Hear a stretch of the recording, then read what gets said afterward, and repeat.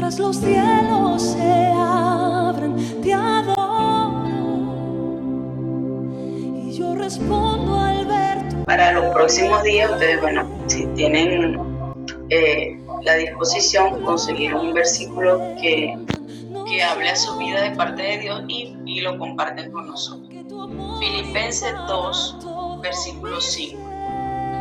Haya pues en vosotros este sentir que hubo también en Cristo Jesús, el cual siendo en forma de Dios, no estimó el ser igual a Dios como cosa a que aferrarse, sino que se despojó a sí mismo, tomando forma de siervo, hecho semejante a los hombres, y estando en la condición de hombre, se humilló a sí mismo, haciéndose obediente hasta la muerte y muerte de cruz.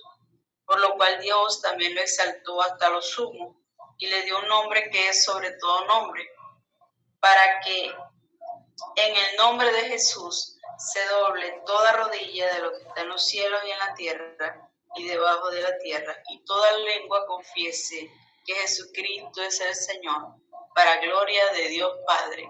Amén. Damos gracias al Señor por su palabra. Podemos atesorarla en nuestros corazones, recordando que Dios jamás incumple su palabra, dice la palabra de Dios, valga la redundancia, que la tierra y todas las cosas pasarán, pero que la palabra del Señor jamás pasará. Así que podemos confiar plenamente en que Él cumple sus promesas para con nosotros. Amén. Vamos a estar dándole lugar a nuestro hermano Gabriel, que tiene el estudio de la palabra en esta mañana. Amén. Amén. El otro hermano Gabriel, Galán. Gloria a Dios. Bendiciones en este día, mi hermano. Espero que el Señor les bendiga grandemente. Quedamos en el capítulo 40 y ¿qué? 41, 42. 42:37. Amén.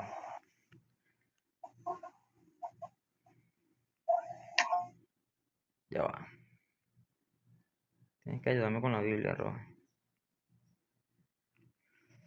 Ahí está en pantalla. Listo, ya la puse. Amén. Rubén habló a su padre diciendo: harás morir a mis 2 hijos, si no te los devuelvo. Entrégalo en mi mano, que yo te los devolveré a ti. Y él dijo: no descenderá mi hijo con ustedes, refiriéndose a Benjamín, pues su hermano ha muerto, José, y él solo ha quedado, y si le aconteciera algún desastre en el camino, por donde vas, harás descender mis canas con dolor al Seol. Aquí vemos a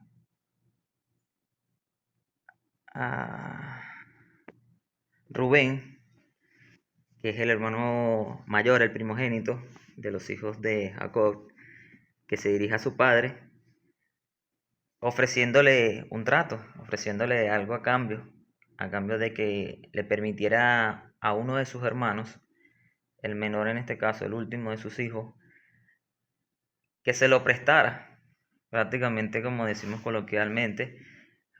Él iría a hacer un mandado con él. En este caso ya sabemos cuál era el plan, cuál era el final de este viaje, ir a buscar alimentos. Vemos que Rubén se dirige a su padre con intención de que Benjamín lo acompañase a Egipto a buscar granos. En lo cual vemos que Jacob enseguida me imagino que su alma, ayer lo leíamos, que era el hijo amado, el último de sus hijos, el pequeño, con la idea de que ya uno de sus hijos en uno de los viajes no, sino que sus hermanos decidieron venderlo como esclavo. Pues nunca se supo Jacob dónde estaba su hijo José, y él temía que le pasara lo mismo a Benjamín, en lo cual él responde: no descenderá mi hijo con ustedes, pues su hermano ha muerto y solo he quedado. Si le aconteciera algún desastre en el camino por donde va, haré descender mis canas con dolor al Seol. El Seol, mis hermanos, era como un lugar de descanso, no era como decir el infierno como tal, lo conocemos ahorita, sino que se creía que era como un lugar donde las almas tenían que hacer como una fila, como una cola para ver dónde iban, si iban al infierno o si iban al cielo. No sé si alguien quiere añadir algo en lo que respecta a la palabra Seol, mis hermanos. Amén. Aquí dice que es un lugar que habla sobre tumba o sepulcro. Sí.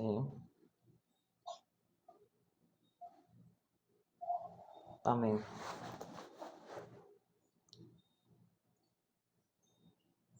Amén. Pasamos al 43. El hambre era grande en la tierra. Aconteció que cuando acabaron de comer el trigo que trajeron a Egipto, les dijo su padre: vuelvan, compren para nosotros un poco más de alimento. Respondiendo Judá, diciendo: aquel varón nos protestó con ánimo resuelto, diciendo: no verán mi rostro de nuevo, si no traen a nuestro hermano con ustedes. Si envían a nuestro hermano con ustedes, descenderemos y compraremos de nuevo alimento. Pero si no lo envían con él, no descenderán, porque aquel varón nos dijo: no verán mi rostro si no traen de regreso a su hermano con ustedes. Dijo entonces Israel: ¿por qué me hacen tanto mal? Declarándole al varón que tenían otro hermano. Y ellos respondiendo, aquel varón nos preguntó expresamente por nosotros y por nuestras familias, diciendo: ¿vive aún nuestro padre? Una de las preguntas que José le hizo a su hermano con tanta exclamación, con tanto interés, con tanto ímpetu. ¿Tenéis otro hermano?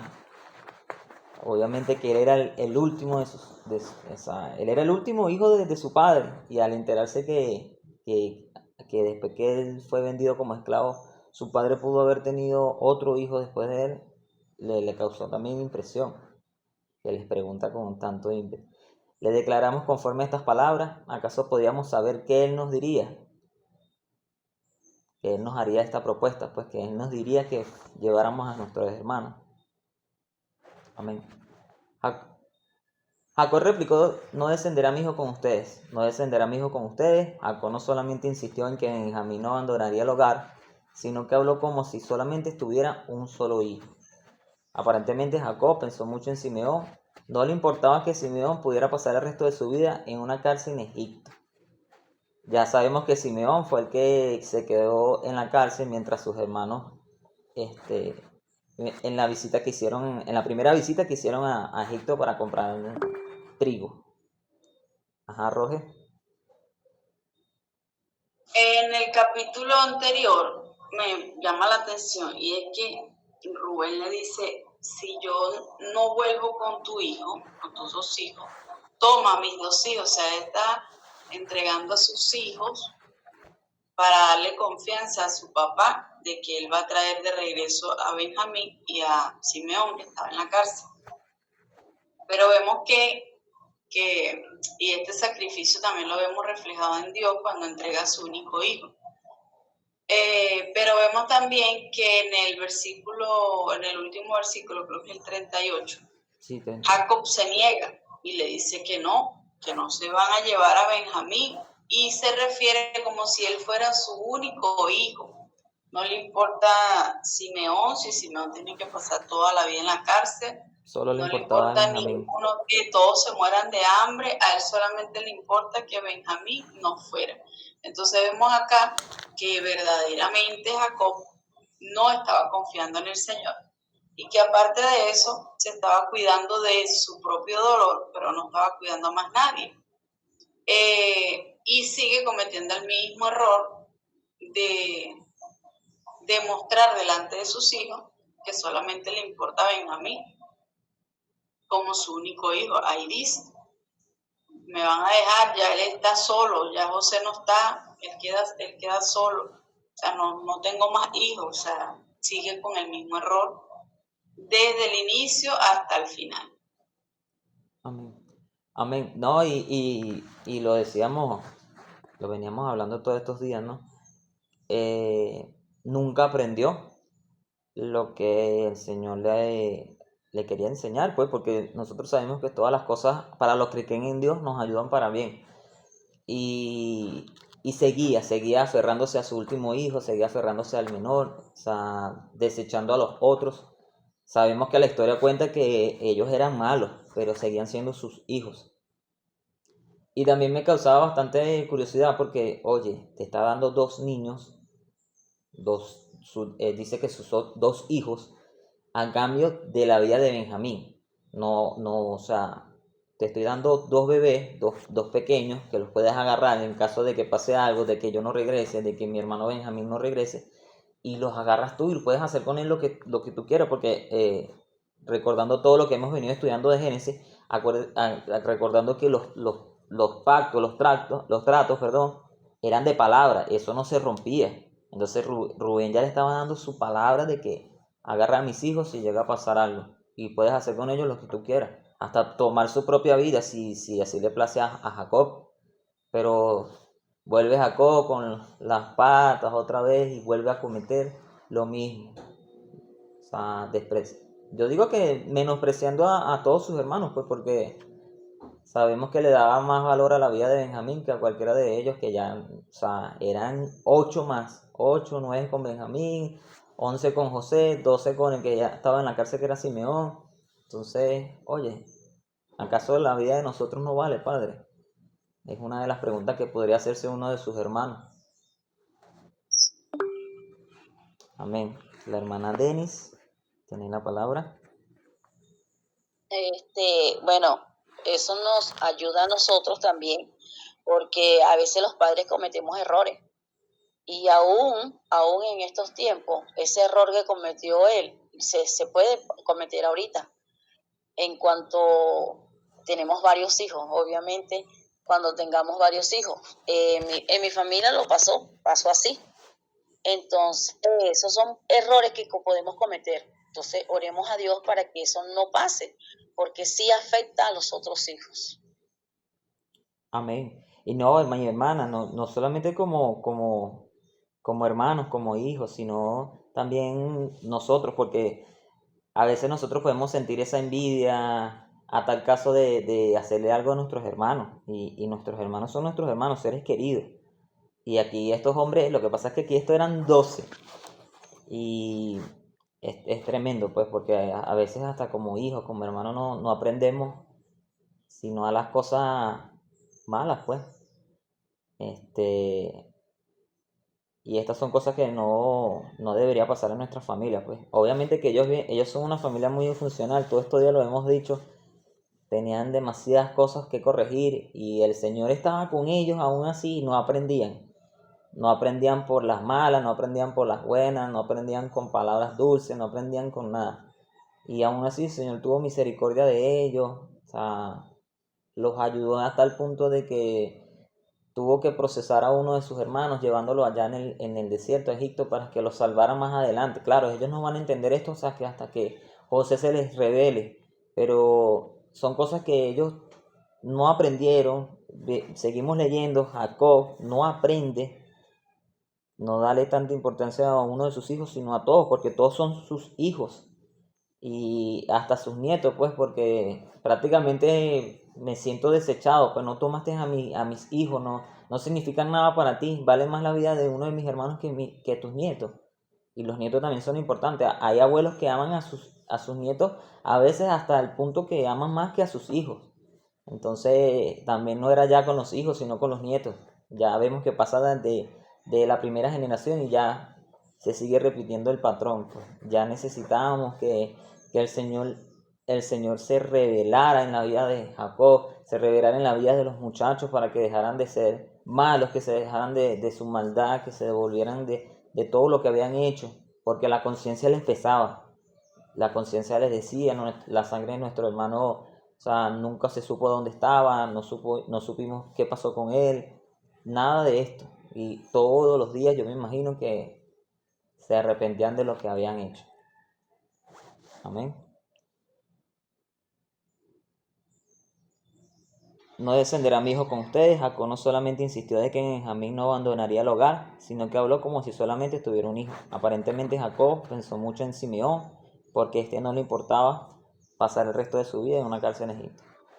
Muchos años antes, Dios luchó con Jacob y lo venció. Jacob, o sea, mis hermanos, debió haberse acordado que Dios lo dejó con una cojera, como un recordatorio de esa experiencia. Incluso así dijo Dios: no descenderá mi hijo con ustedes. Lo muestra que en la batalla aún no ha terminado, aún había más por hacer,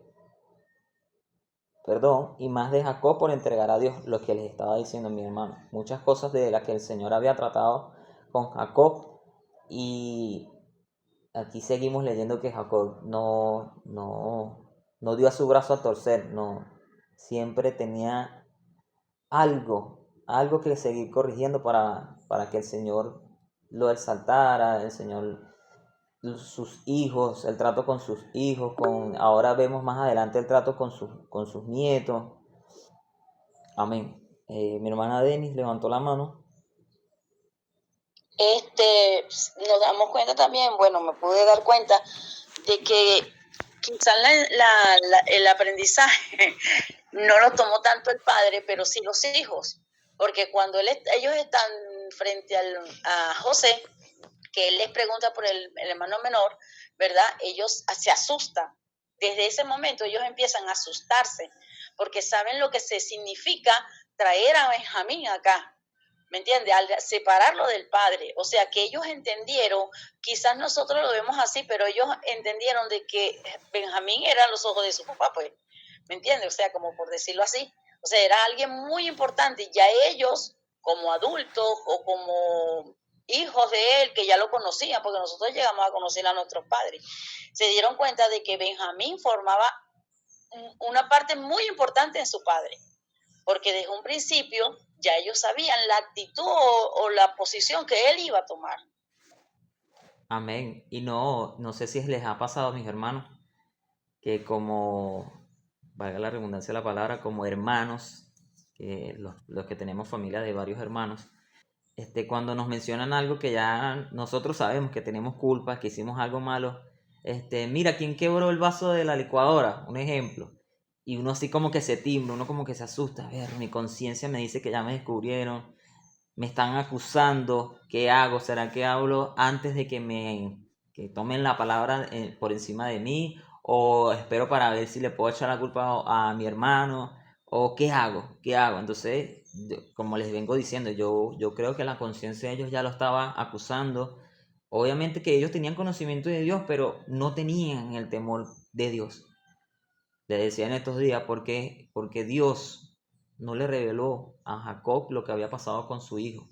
Y mis hermanos decían: no, obviamente que Jacob nunca supo qué pasó con el cuerpo de su hijo, nunca supo nada de eso, porque no le llevaron el cuerpo, ¿no? O sea, solamente le llevaron las vestimentas, las túnicas llenas de sangre, pero más nunca se supo qué pasó con él.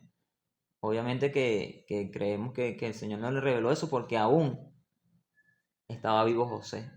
Entonces Jacob tenía la esperanza de verlo.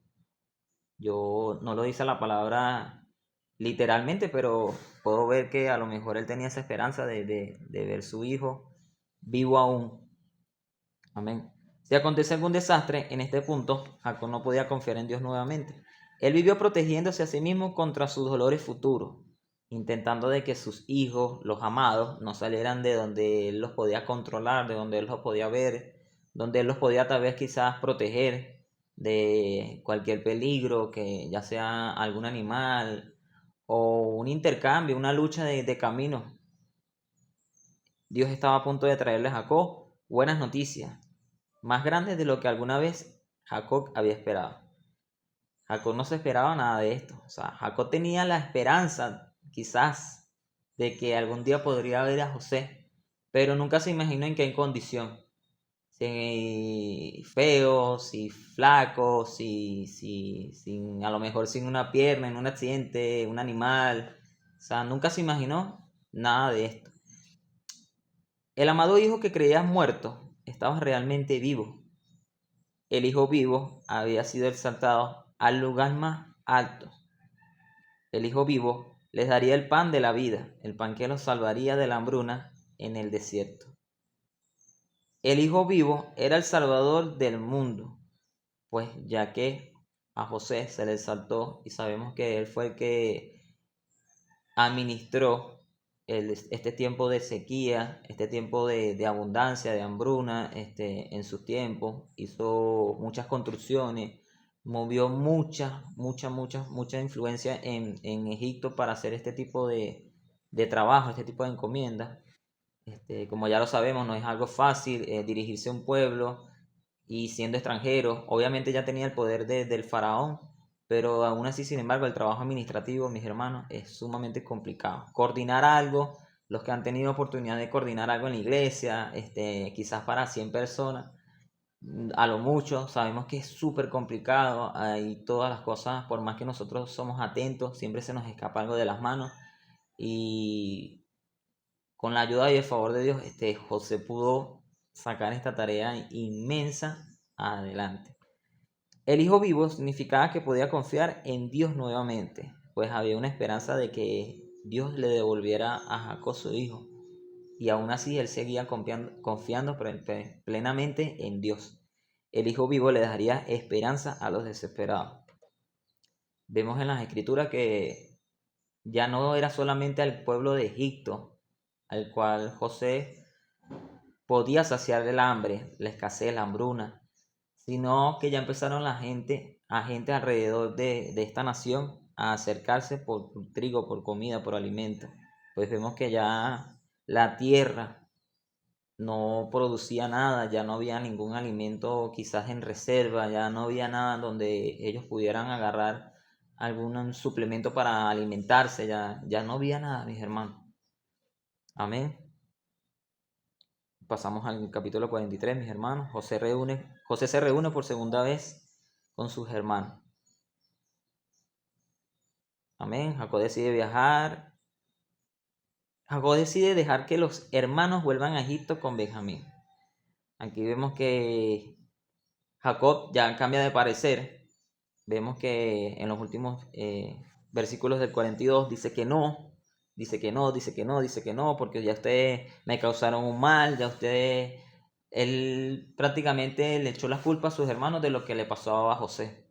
Quizás porque no pudieron protegerlo, quizás porque Jacob nunca le quedó bien en claro lo que le pasó a José, sino que escuchó a los hermanos decir la historia de algo de lo que le pasó, sucedió, pero nunca fue bien claro, pues. Entonces ya vemos que Jacob en este capítulo, mis hermanos, decide dejar que Benjamín vaya con sus hermanos a Egipto. El hambre era grande en la tierra. Ya les doy palabras, mis hermanos. El hambre era grande en la tierra, y aconteció que cuando acababan de comer el trigo que trajeron en Egipto, les dijo su padre: vuelvan y compren para nosotros un poco de alimento. Respondiendo Judá, diciendo: aquel varón nos protestó con ánimo resuelto, diciendo: no volverán a ver mi rostro de nuevo, sino traen a nuestros hermanos con ustedes. El hermano José y la hermana Denis levantaron la mano. Amén, hermano. Amén. Analizando con respecto a que Jacob decidió esta vez mandar a su hijo, yo pienso que él realmente nunca tomó esa decisión, sino que fue obligado a tomarla, porque no le quedaba de otra. Él sabía que tenía miedo de que si mandaba a su hijo pudiera pasarle algo, pudiera morir, pero al ver la situación en donde que si no lo mandaba, no solo iba a morir el hijo, sino que iba a morir también toda su familia, se vio obligado. Pero es simplemente por eso, por la obligación. Si hubiera sido cualquier otro escenario, yo creo que nunca lo hubiera dejado ir. Es así, mi hermano, es así, tiene razón. Mi hermana Denis. Sí, realmente él lo deja ahí por eso. Pero, o sea, él perdió total confianza en sus hijos desde el momento que pasó lo de José. O sea, él perdió la confianza en ellos y por esa razón es que él no deja que ellos vayan. Sin embargo, el hijo Rubén, creo que es Rubén, que le ofrece a sus dos hijos, sin embargo, con eso no cede. Pero él cede cuando dice, bueno, si no nos deja ir, igualito va a morir, porque no tenemos comida. Entonces, como que, ok, entonces vamos, pues, es lo que pienso yo, ¿no? Amén. No, oiga, y Karel, y ellos también se sentían culpables por lo que habían hecho con José, por eso ellos entendían así que papá no quería dejarlo ir. Amén. No, y que ellos perdieron mucha credibilidad con su padre. Ya ellos, primero porque ellas eran personas malas. Obviamente que como padres conocemos a nuestros hijos, cuáles son sus debilidades, cuáles son sus destrezas, cuáles son sus habilidades. Y sabemos que Jacob sabía cómo eran sus hijos. Y ellos perdieron mucha credibilidad, mi hermano, porque siendo unas personas adiestradas a la guerra, unas personas que no le temen a nada. Dicen que dos de ellos eran hábiles con la espada, y me vienes a mí a echar el cuento de que una bestia devoró a tu hermano y no pudiste alzar la espada contra lo que lo atacó para defenderlo. Entonces, sospechoso. Yo como padre sospecho de eso, no creo en sus palabras, falta de credibilidad. Entonces ya veníamos viendo todo lo que ellos venían arrastrando. Mi hermano José, ¿Sabe que me llamó bastante la atención lo que puso la hermana Carelli? Porque yo decía, oye, pero no es justo para los hermanos de que el papá nunca tenga confianza en ellos, de que demuestre más amor por uno y los hermanos, o sea, después de tanto tiempo, no se sientan mal, sino que a veces justifiquen al papá, entiendan que el papá si manda el hijo, el papá se puede morir de dolor. ¿Será que ya aceptaron cómo es el papá? Entonces, al ver lo que puso la hermana Carelli, me puse a pensar, oye, es que eran culpables. Ellos ya tenían, el papá no lo sabía, pero ellos sí sabían que ellos eran culpables de lo que le había pasado a José. Por eso no protestaban mucho, pues como que, bueno, sí, tiene razón de no confiar en nosotros. Entonces, es curioso eso. y con alta razón, nada más y nada menos que la vida de su hijo, que su hermano. Entonces, mis hermanos, vamos a dejar el estudio de esta mañana hasta aquí. Quedamos en el capítulo 43, ya entramos en los primeros versículos. Entonces ya alguien lo desarrollará mejor mañana. Amén. Quería añadir algo aquí antes de retirarnos. Que no sé por qué lo decía la hermana Denis ahorita, por el hambre. Y la palabra se afinca y dice que hubo hambre en la tierra. Es que ya no había hambre anteriormente cuando empezaron los 7 años de hambruna.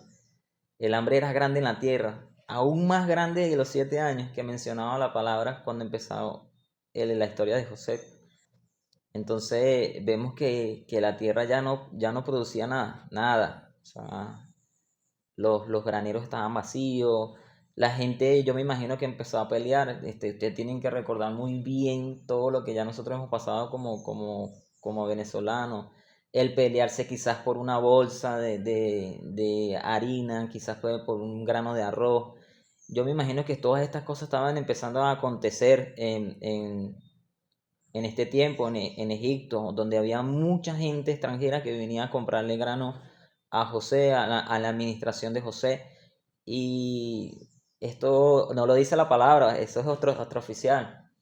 Pero yo me imagino que es así, mis hermanos. Largas filas, la gente ya se empezaba a quedar sin dinero, la gente ya empezaba quizás hasta a robar, a los que compraban. Muchas peleas, muchos pleitos, muchos murmullos también, porque a veces cuando nosotros hacemos algo, siempre hay gente que murmulla a nuestro alrededor, no está de acuerdo con nuestra, ¿cómo se dice? Nuestra manera de hacer las cosas. Y obviamente que el pueblo de Egipto hacía las cosas muy diferentes a como lo hizo José y a como las hace Dios. Amén. Entonces, bueno, mis hermanos, por esta mañana ha culminado el estudio.